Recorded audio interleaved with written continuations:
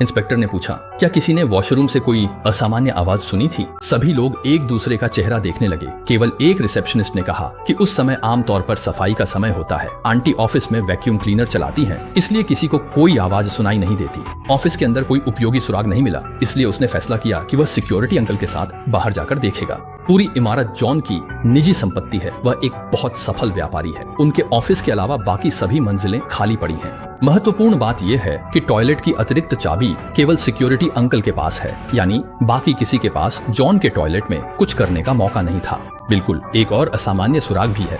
अगली पूछताछ की गई व्यक्ति सफाई आंटी थीं, जो सिक्योरिटी अंकल की पत्नी हैं और उन्हीं के जरिए यहाँ काम करने आई थी।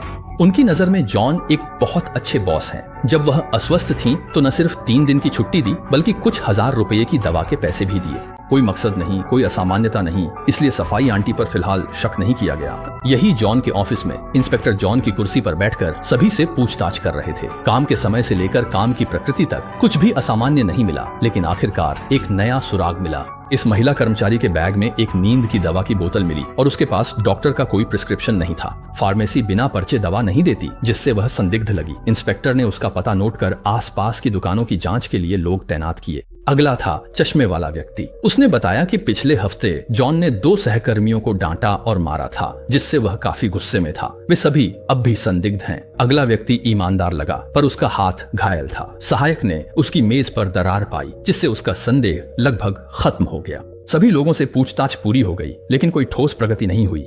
ठीक उसी समय जब इंस्पेक्टर बिल्कुल उलझन में था, जॉन का साझेदार, जो इस मामले का सबसे बड़ा लाभार्थी भी है, सामने आया।